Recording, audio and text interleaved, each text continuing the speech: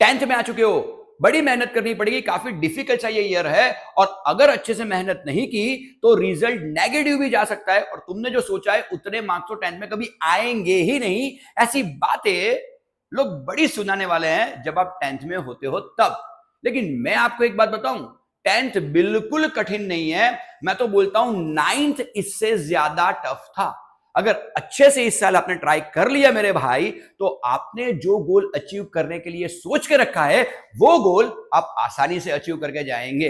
तो किसी और की बात मत सुनिए, केवल मेरी बात सुनिए, क्योंकि भैया मैं जो भी बोलूंगा वो केवल और केवल आपके हित के लिए ही बोलने वाला हूं। और ये 5 मिस्टेक्स मैं आज के इस वीडियो में आपको 5 मिस्टेक के बारे में बताऊंगा। अगर ये 5 मिस्टेक को अगर आपने ओवरकम कर लिया, इसको आपने कंट्रोल में ले लिया, तो मेरे भाई तेरे को 98% लाने से कोई रोक नहीं सकता। बेटा टॉपर तू बन के रहने वाला इस बार, मैं तेरे को ये बोल के रखता हूं। चलिए, सबसे पहले कौन सी 5 मिस्टेक है जो हमको अवॉइड करनी चाहिए।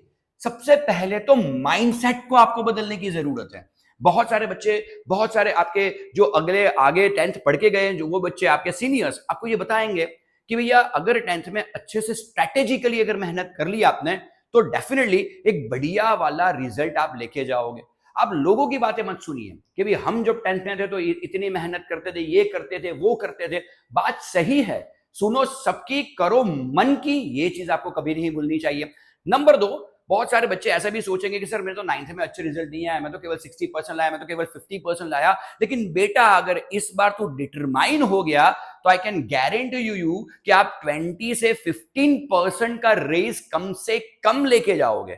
20% का रेस मानी 50% लाने वाला बच्चा 70 तक जा सकता है, और 60 लाने वाला बच्चा 85। वैसे तो स्काई इज द लिमिट, लेकिन तकरीबन यहां तक तो पहुंच ही जाएगा, that I am damn sure about. अब सबसे पहले स्ट्रेटेजी में करना क्या है, तो पहले तो ये दिमाग में से निकाल दो कि 10th बड़ा डिफिकल्ट है, मैं नहीं कर पाऊंगा, सर मेरा क्या होगा, सर मेरे को बड़ा टेंशन हो रहा है। आप पहली बार बोर्ड की एग्जाम देने जा रहे हो तो थोड़ा बहुत तो टेंशन होने वाला है। और मैं बोलता हूं ये जो पॉजिटिव से स्ट्रेस रहता है ना, वो पॉजिटिव सा स्ट्रेस तो होना चाहिए। अगर आपको टेंशन हो रहा है तो समझ लो मेरे भाई आप सही राह पे जा रहे हो। अगर टेंशन नहीं हो रहा है बेटा, तो थोड़ा बहुत टेंशन होना भी चाहिए, क्योंकि पॉजिटिव स्ट्रेस तो रहना ही चाहिए जीवन में। अब पहली चीज आप खुद ही सोच लो, 9th को मैंने क्यों हार्ड बताया रादर देन 10th, तो रीजन है इसका। 9th में आप कितने सब्जेक्ट पढ़ते थे, तो भैया 9th में आपको भैया लैंग्वेज की अगर बात करो तो आपको इंग्लिश भी पढ़ना था, गुजराती भी पढ़ना था, संस्कृत भी पढ़ना था, और हिंदी भी पढ़ना था। तो पहली चीज इस बार हिंदी निकल जाएगा, या अगर आपने हिंदी लिया है तो संस्कृत निकल जाएगा, तो ये आपके लिए बड़ी अच्छी वाली चीज हो जाएगी। तो एक लैंग्वेज बेसिकली आपकी कम होने वाली है, तो एक सब्जेक्ट का प्रिपरेशन आपको कम करना है। याद करो 9th में हमारे पास बेसिक मैथ्स और स्टैंडर्ड मैथ्स, ओके, इसका ऑप्शन नहीं था। लेकिन 10th में क्या होगा, तो बेसिक मैथ और स्टैंडर्ड मैथ का ऑप्शन आपको मिल जाएगा। अगर आप मैथ्स में काफी अच्छे हो तो गो फॉर स्टैंडर्ड मैथ्स, अगर आप मैथ्स में ठीक ठाक यानी मेरे जैसे हो मेरे भाई, तो आप जा सकते हो बेसिक मैथ्स की तरफ। तो ये भी आपको एक अच्छा सा फायदा करवाएगा। नंबर 2, स्ट्रेटेजी में या माइंडसेट में ये आपको बिठा के रखना है कि मैं रिजल्ट लेके आऊंगा, माँ बाप का नाम रोशन करके रहूंगा, टीचर्स को प्राउड फील करवा के ही इस बार मैं मानने वाला हूं। इस प्रकार की माइंडसेट से आपको चलना है। और नंबर 2, बेटा कोई भी आपको कुछ भी आके बोले भैया, कितना भी आपको डीमोटिवेट करने की कोशिश करे, भैया आपको माइंडसेट से स्ट्रांग रहना है, आपको बिल्कुल डीमोटिवेट नहीं होना है। और फिर भी मैं हूं ही आपके पास, तो आपको डीमोटिवेट तो मैं बिल्कुल नहीं होने देने वाला। चलिए और आगे बढ़ते हैं। ओके, नंबर 2 पे क्या आएगा, तो नंबर 2 पे डोंट ओवरलोड योर टीचर्स, माने टीचर्स का ओवरलोड मत कर मेरे भाई। अब मैंने देखा है कि बच्चे क्या करते हैं, तो बच्चे स्कूल में भी पढ़ते हैं, ऑफलाइन कोचिंग क्लासेस में भी जाते हैं, इसके अलावा भैया यूट्यूब से भी पढ़ लेंगे और कहीं का सब्सक्रिप्शन भी ले लेंगे। तो एक ही सब्जेक्ट मेरे भाई तू तकरीबन 4 टीचर से पढ़ता है। देख पहली चीज मैं तेरे को बता दूं कि जब तू इस तरह से ओवरलोड हो जाएगा मेरे बेटे, तो पहली चीज ये है कि कभी भी you can not get good result. अगर आप एक सब्जेक्ट सोचो, साइंस है सब्जेक्ट, आप 3 या 4 टीचरों से पढ़ रहे हो, तो भैया साइंस में आपकी दाल सच में नहीं गलने वाली। आप ऐसा सोच रहे होंगे मैं स्कूल में भी थोड़ा पढ़ लूंगा, कोचिंग में भी पढ़ लूंगा, यूट्यूब पे भी पढ़ लूंगा, राइट, और भैया किसी का सब्सक्रिप्शन लेके भी मैं तो ये पढ़ना चाहूंगा, तो इस तरह से कभी भी रिजल्ट गेन नहीं होता। मैं हमेशा लोगों को बोलता हूं ज्यादा से ज्यादा एक टीचर, और बहुत हो जाए तो भैया 2 टीचर। एक आपका ऑफलाइन टीचर होना चाहिए और एक आपका ऑनलाइन टीचर होना चाहिए, जिसकी मेथड आपको अच्छे से समझ में आ जाए। जो आपके भैया जो डिफिकल्टी पॉइंट्स रहते हैं या आपको जो टफ लगते हैं, वो आसान तरीके से आपको समझा के जाए। तो मेरे भाई अगर कुछ अच्छा करना चाहते हो 10th में तो केवल 2 टीचर पे रिलाई करो, 2 से मुझे तीसरा भी नहीं चाहिए। मैंने बहुत बार देखा है कि एसएस में यानी कि सोशल साइंस में और साइंस में लोग ऐसा करते हैं कि भैया केमिस्ट्री अलग से पढ़ेंगे, बायोलॉजी अलग से पढ़ेंगे, फिजिक्स को अलग टीचर से पढ़ेंगे ना। Don't do that. बायोलॉजी अलग टीचर से पढ़ लो आप, लेकिन फिजिक्स और केमिस्ट्री एक ही टीचर से पढ़ो, ये बढ़िया स्ट्रेटेजी रहेगी। जब तक भैया एसएस की बात चल रही है भैया, तो एसएस में आपको ये करना चाहिए कि हिस्ट्री और भैया ज्योग्राफी एक ही टीचर से पढ़ो। सिविक्स या इकोनॉमिक्स अगर आप किसी और टीचर से पढ़ लोगे तो बढ़िया रहेगा। तो ज्यादा से ज्यादा 2 टीचर से आगे बिल्कुल एक भी टीचर आपको अपने जीवन में लाना नहीं है। क्यों? क्योंकि इसकी वजह से भैया आपके रिजल्ट पे इसके बुरा विपरीत असर होगा। ये चीज दिमाग में बैठा के रखिएगा। तो सबसे पहले एक ऑफलाइन अच्छा टीचर ढूंढ लीजिए, और नंबर 2 भैया ऑनलाइन के लिए तो डीएम सर है ही मेरे भाई। इंग्लिश और एसएससी तो सर सॉल्व करवा के ही मानेंगे आपको। ओके, चलिए थोड़ा और आगे बढ़ लेते हैं। We are going for smart study. अब देखो यार, बहुत सारे लोग ऐसे बोलते हैं कि don't do hard work, go for smart work, don't do hard work, go for smart work. गलत चीज नहीं है मेरे भाई। स्मार्ट वर्क करना बहुत अच्छी चीज है, लेकिन ये स्मार्ट वर्क करे तो करे कैसे? ज्यादातर बच्चों को यही मालूम नहीं होता कि ये स्मार्ट वर्क सर चीज क्या है, कौन सी बला का नाम ये स्मार्ट वर्क है। तो बड़ा स्मार्ट वर्क में 3 चीजों पे आपको ज्यादा से ज्यादा कॉन्सेंट्रेट करना है। सबसे पहले एक डेली रीडिंग रूटीन आपका होना चाहिए। मैं कभी भी बच्चों को ऐसा नहीं बोलता कि रोज के 5 घंटे पढ़ो, 6 घंटे पढ़ो। बेटा ये पॉसिबल ही नहीं है, क्योंकि 5 घंटे तो स्कूल में जाता है, 2 से 3 घंटे तो ऑफलाइन लर्निंग में जाता है, थोड़ा बहुत तो फन पार्ट आपके जीवन में होना ही चाहिए, राइट। तो उसके बाद भैया स्कूल का होमवर्क वगैरह बर्डन तो रहता ही रहता है। तो भैया रीडिंग का टाइम ही हमको कहां मिलता है? तो ये 5-6 घंटे वाले जो बोलते हैं ना टीचर्स के 5-6 घंटे का रीडिंग करो, यार विजिबली वो पॉसिबल नहीं है। तो देखा जाए तो मैं आपको बोलूंगा कि तकरीबन 2 से 3 घंटा रेगुलरली पढ़ो। उससे ज्यादा पढ़ने की 10th में जरूरत ही नहीं है। आप स्कूल जा रहे हो, कोचिंग जा रहे हो भैया, शायद कोई ऑनलाइन ट्यूटर के लेक्चर्स आप देख रहे हो, बढ़िया कर रहे हो। इसके अलावा आपको 2 से 3 घंटे का रेगुलर रीडिंग करना है।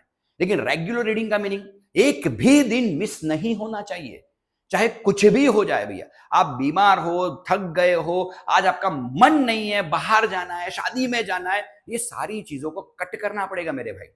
कुछ भी हो जाए मेरे भाई, 2 से 3 घंटे का रेगुलर रीडिंग रखो।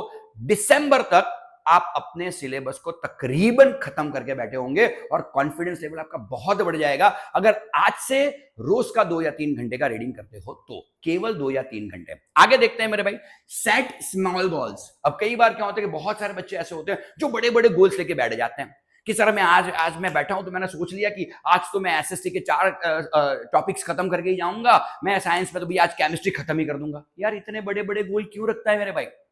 छोटे छोटे गोल्स रख। आज मैं इसके 3 क्वेश्चन करूंगा, आज मैं इस सब्जेक्ट के 2 क्वेश्चन करूंगा, आज मैं मैथ्स में इतनी प्रैक्टिस करूंगा, आज मैं इंग्लिश में इतने राइटिंग स्किल पे ध्यान दूंगा।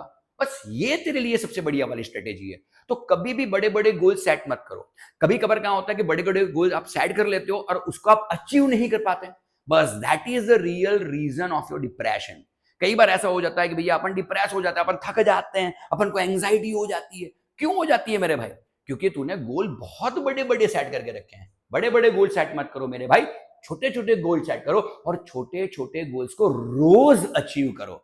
तो ये जो अचीवमेंट, सेंस ऑफ अचीवमेंट की जो फीलिंग है ना मेरे भाई, वो तेरे को और काम करने के लिए प्रेरणा देंगे। आगे देखते हैं मेरे भाई, सब्जेक्ट वाइज स्ट्रेटेजीज बनाओ। देख, एसएसटी की स्ट्रेटेजीज अलग हो सकती है, साइंस की स्ट्रेटेजी अलग हो सकती है, मैथ्स की स्ट्रेटेजी अलग हो सकती है मेरे भाई, इंग्लिश की स्ट्रेटेजी अलग हो सकती है। तो सबसे पहले आपका जो भी ऑफलाइन टीचर या ऑनलाइन टीचर हो, सब्जेक्ट वाइज एक स्ट्रेटेजी बनाओ। और मैं बोलता हूं स्ट्रेटेजी के अलावा सब्जेक्ट वाइज एक टीटी माने कि टाइम टेबल भी बना दो, तो इससे बड़ा फायदा आपको हो जाएगा। अगर सब्जेक्ट वाइज स्ट्रेटेजी आपको जाननी है तो डू कमेंट मी, मैं सारी की सारी स्ट्रेटेजीज के वीडियो बनाऊंगा। अगर आपको एक अच्छा सा टाइम टेबल चाहिए जिसमें आपके स्कूल, कोचिंग क्लासेस या आपके ऑनलाइन लेक्चर्स सबका अल्मागमेशन हो जाए और आप अच्छे से 2-3 घंटे पढ़ पाए, क्या पढ़ना है, कैसे पढ़ना है, कौन से टॉपिक्स को पढ़ना है, अगर ये आप जानना चाहते हो तो मुझे बिल्कुल से कमेंट करिए, मैं उसके ऊपर भी एक वीडियो बिल्कुल आपको बना के दूंगा। तो ये 3 चीजों को अगर फॉलो करेंगे तो इसी को हम बोलेंगे स्मार्ट स्टडी। ओके, इसके अलावा राइटिंग प्रैक्टिस बड़ी जरूरी है। मैं लोगों को हमेशा बोलता हूं कि इंग्लिश में बच्चे क्या करते हैं, तो इंग्लिश में बहुत सारी चीजें हैं जो आपको राइटिंग सेक्शन में आती है, जैसे रिपोर्ट राइटिंग आ गया, लेटर राइटिंग या ईमेल राइटिंग आ गया, पिक्चर डिस्क्रिप्शन आ सकता है कई सारे बच्चों को, या इसके अलावा भी भैया बहुत सारी चीजें होती है, नोटिस राइटिंग है, डायरी राइटिंग है, ये सारी चीजें आती है। अब बच्चे क्या करते हैं, कॉम्पोजिशन आता है यानी ऐसे लिखने को आपको मिल जाता है। तो ये सारी चीजों में बच्चे करते क्या है बेसिकली, तो इन सारी चीजों में बच्चे एक ही चीज करते हैं कि भैया मैं तो क्या करने वाला हूं, मेरे को तो सब कुछ आता है, मैं तो लिख दूंगा, मैं तो इंग्लिश मीडियम में पढ़ रहा हूं, आराम से सारी चीजें लिख लूंगा ना। Never do that. मैं हमेशा अपने बच्चे को एक चीज बोलता हूं कि until and unless you are a good reader you can't be a good writer. तो बेटा आप इतना कुछ पढ़ते ही नहीं हो इन सारी चीजों में, तो कई बार क्या होता है कि इसकी वजह से आपके रिजल्ट बड़े कम हो जाते हैं। राइटिंग सेक्शन आपका बहुत मार्क इंग्लिश में लेके चला जाता है। मैथ्स में आपको प्रैक्टिस करनी चाहिए। अगर आपने कुछ भी आज सीखा है भैया, कोई भी एक टॉपिक मैथ्स पे सीखा है भैया, या 5-6 सम आपने अगर मैथ्स में आज सीखे हैं भैया, या 2-3 टेक्निक के सम अगर आपने आज मैथ्स में सीख लिए मेरे भाई, तो आपको ये काम करना है कि घर जाके उसको प्रैक्टिस करना है। राइट? अगर प्रैक्टिस अच्छे से करते हो, राइटिंग प्रैक्टिस करते हो भैया, तो बड़े अच्छे से आएगा। मुझे बहुत सारे बच्चे ऐसा बोलते हैं कि सर अब मेरे को कुछ भी पूछ लो मैं बोल दूंगा, लेकिन लिखना मत बोलना। अरे बेटा एग्जाम में क्या होता है, एग्जाम में तो बैठ के लिखना है ना तुमको। तुम्हारा पेपर कैसे चेक होगा, जब लिखा हुआ होगा तो चेक होगा ना। तो writing practice is very important. उसका एक और फायदा ये भी है मेरे भाई कि आप अच्छे रिजल्ट तो गेन कर ही पाओगे, साथ साथ में आपकी हैंड राइटिंग तक सुधर जाएगी। और बेटा जब आप कोई भी चीज को लिख के आप पढ़ते हो तो समझ लो वो लंबे समय तक याद रहता है, और ये चीज साइंटिफिकली प्रूवन है मेरे भाई। तो मेरी बात मत मान, साइंस की बात मान ले। ओके, और last but not the least, ये 5वीं मिस्टेक करनी नहीं है, ये 5वीं मिस्टेक को तो हमको फॉलो करना है। राइट? ये कोई मिस्टेक नहीं है, लेकिन अगर इसे फॉलो नहीं करते हो तो ये मिस्टेक बन जाएगी तुम्हारी। सबसे पहली चीज क्या है, तो सबसे पहली चीज हैव कॉन्फिडेंस। इसको हम बोलेंगे CDC। क्या बोलेंगे इसको? CDC। Always have CDC in your 10th। Why? तो रीजन है मेरे भाई, सी का मीनिंग होता है कॉन्फिडेंस।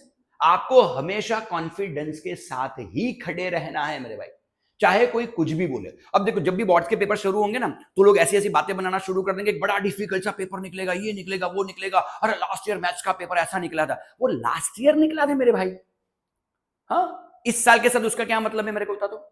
अब लास्ट ईयर पेपर डिफिकल्ट निकलेगा तो इस साल डिफिकल्ट निकलेंगे। अच्छा लोग कभी कभी ऐसी बातें करते हैं, लास्ट ईयर बहुत इजी पेपर निकले थे, अब तू इस बार देख ले। और इन सारी चीजों की वजह से तुम्हारा कॉन्फिडेंस डाउन होता है। और मैं एक भी एंगल से ऐसा नहीं चाहता कि तेरा कॉन्फिडेंस डाउन हो। बेटा अगर प्रिपरेशन अच्छी है तो उसको चाहे वहां से पेपर निकालने दे, तुझे कोई फर्क नहीं पड़ने वाला, तू पढ़ के बैठा है उसको। तो सबसे पहले हैव कॉन्फिडेंस कि आप अच्छा रिजल्ट गेन कर पाओगे। Number 2 discipline. इसके सिवा तो कुछ भी नहीं हो पाएगा। Discipline is the most important thing in every students life. और मैं तो बोलो स्टूडेंट की लाइफ छोड़ो यार, किसी का भी जीवन हो डिसिप्लिन के बिना चल ही नहीं सकता। तो हैव सम डिसिप्लिन। मुझे ये करना है तो मुझे ये करना ही है। रोज 2 घंटे मुझे पढ़ना है तो मुझे रोज 2 घंटे मुझे पढ़ना ही है। मैंने अगर जो छोटे छोटे गोल्स बनाए उसको किसी भी तरह मुझे अचीव करना है तो अचीव करना ही है। दोस्तों को इग्नोर करना पड़े, मोबाइल को इग्नोर करना पड़े, फ्रेंड्स एंड रिलेटिव्स को इग्नोर करना पड़े, तो मुझे करना है, किसी भी कीमत पे मुझे करना है। बस दैट इज कॉल्ड डिसिप्लिन। बेटा मोटिवेशन तो एक दिन आता है, दूसरे दिन चला जाता है। डिसिप्लिन जब आ जाता है ना, तो पूरी जिंदगी वो डिसिप्लिन अपने साथ ऊपर जाता है। ये कभी मत भूलना तुम। तो डिसिप्लिन होना बड़ा जरूरी है। And last but not the least, that is called consistency. बेटा एक इतनी मेरी बातें सुनी, मेरा वीडियो देख लिया भैया, बड़ा जोश आ गया, आज से पढ़ना शुरू कर दिया, छोटे छोटे गोल सेट करना शुरू कर दिया, उसको अचीव करना शुरू कर दिया, और 1 वीक के बाद भैया पूरा मामला शांत। फिर से वही मोबाइल फोन, फिर से वही दोस्त, हाँ, फिर से वही घूमना फिरना शुरू ना। Consistency is a main thing. आज ये वीडियो अगर आपके पास पहुंच पाया तो समझ लो मैं कई टाइम से वीडियो कंटिन्यूअस बनाता हूं। That is the consistency. अगर कहीं पे आपने मेरी रील वगैरह देखी हुई है तो आपको समझ जाना चाहिए दैट इज माय कंसिस्टेंसी। अब कितनी बार आपने देखा होगा कि भैया यूट्यूब का एल्गोरिदम या इंस्टाग्राम का एल्गोरिदम कंसिस्टेंसी को बड़ा प्रेम करता है। बेटा कंसिस्टेंसी को करियर भी बड़ा प्रेम करता है। जीवन में कभी भी करियर बनाना हो तो कंसिस्टेंट होना यानी कंटिन्यूअस ट्राई करते रहना बड़ा जरूरी है। राम जाने कब कौन सी चीज क्लिक हो जाए मेरे भाई। तो कंसिस्टेंसी माने CDC रूल को तो आपको कभी भी नहीं भूलना चाहिए। CDC बोल दो, CCD बोल दो, कुछ भी बोल दो मेरे भाई, लेकिन आता तो कॉन्फिडेंस, डिसिप्लिन और कंसिस्टेंसी ही है। अगर इस पास मिस्टेक को अगर आपने नहीं दोहराया 10th में, तो मैं आपको गारंटी दे सकता हूं मेरे भाई 90+ तू गेन करके जाएगा। और बेटा एक चीज तो समझ ले कि 10th में हमको बहुत सारे लोगों को आंसर करना होता है, जवाब तो देना पड़ेगा ना। जो अपने बारे में कभी अच्छा नहीं बोले, ऐसा बोले कि भाई इससे तो कुछ नहीं हो पाएगा, ऐसी चीजें बहुत सुनी है तूने आज तक। बस आज के बाद मेहनत करना शुरू कर दे। मैं जानता हूं भैया, उन सारे लोगों को तू गलत प्रूव करके रहने वाला है इस बार, राइट। और तेरी इस जर्नी में मैं यानी कि डीएम सर हमेशा तुम्हारे साथ रहूंगा। बस आज के लिए इतना। ये DM sir is signing off. Thank you, bye.